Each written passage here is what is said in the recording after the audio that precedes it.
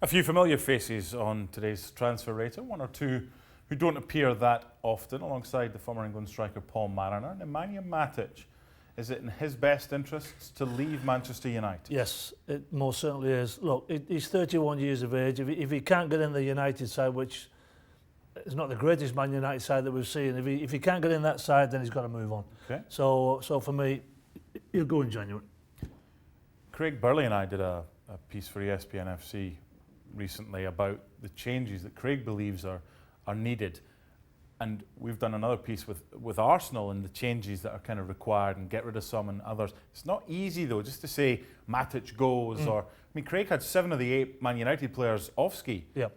But it's easy to say that. It's far harder to get rid of the likes of Matic or others. Well, and this guy Ozil, maybe going to Fenerbahce, it's almost impossible to move him on the money, on the contract, the length of contract, and the money that he's on. Who's going to pay those wages? Nobody. No one's going to pay them in full. You'd have to pay a fair chunk of them. But what is going on at Arsenal with Ozil is I think it's so disruptive. If I was a manager, I would move heaven and earth to either integrate him in the team, because when he's playing well, he's a talent. That's got to be the easier option, hasn't it? Yes, but if that's not happening because of things going on in the club and in his personal life that we don't know, you've got to do the same. You've got to say to Fenerbahce, say, okay, look, we'll pay 300 grand of his wages, and away he goes. They're paying him anyway. Or whatever, exactly. So they're going to be stuck with it. It's a difficult one, this, because if you get him on board, there's no doubt he's a talent, and he can create for Aubameyang and Lacazette, absolutely. But if it's disruptive to the squad, and it seems to be, then I think that you've got to move him out. Another hit. Yeah. Now, you take this kid out of Arsenal right now. would the last person to leave lock up, turn the light off, and just, well, turn the light off first, because if you lock up, you'll not be able to turn the light off. Well, anyway, Aubameyang to Barcelona. I would think that, you know, they need, Barcelona need a 9.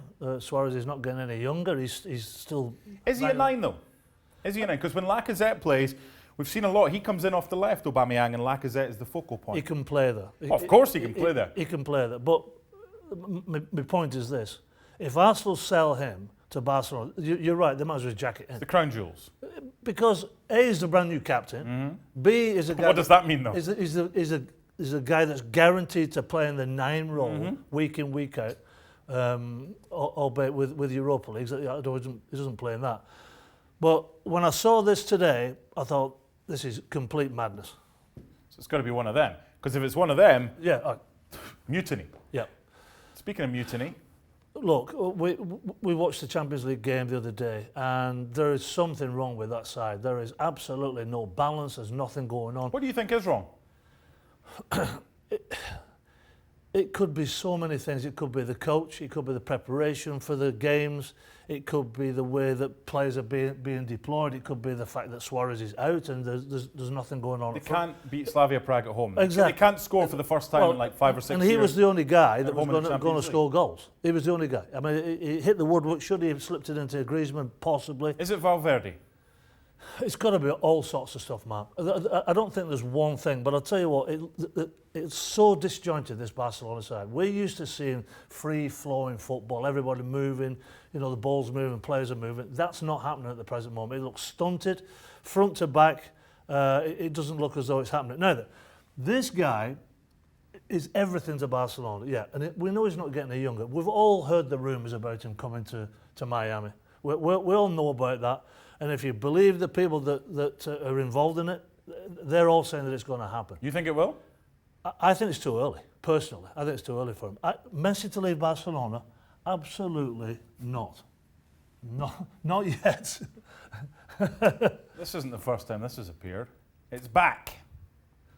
Look, I love this guy. I love what he does. At his age, already won the World Cup. He's just a sensational person. He's a sensational footballer. This lad can go anywhere he wants to go. It's as simple as that. Now then, what Zinedine Zidane's getting in the middle of, he's saying that he would love to come and play for Real Madrid. Well, you could say that about lots of players. You would? Of course. You could have signed for Barcelona. Exactly. Couldn't you? Yes, I could. Now, this Mbappe, he's a PSG player. So this sort of discussion at the present moment is false. So Mbappe to Real Madrid, nope. Tell me the Barcelona story. How close were you? I was very close. Bobby Robson wouldn't let me go. And then he, in turn, went to manage Barcelona. Why didn't he take you? Because I'd moved on. Is it a what might have been for you? Yeah, of course. Yeah. Did it keep you awake at night? Nope. No, not at all. No. Are you over it? I'm well over it. You're not, though, are you? I love the former Barcelona striker. Sounds better than the former England striker, Paul Mariner. 2 hits, 3 misses today for the former England striker who was really close to joining Barcelona once.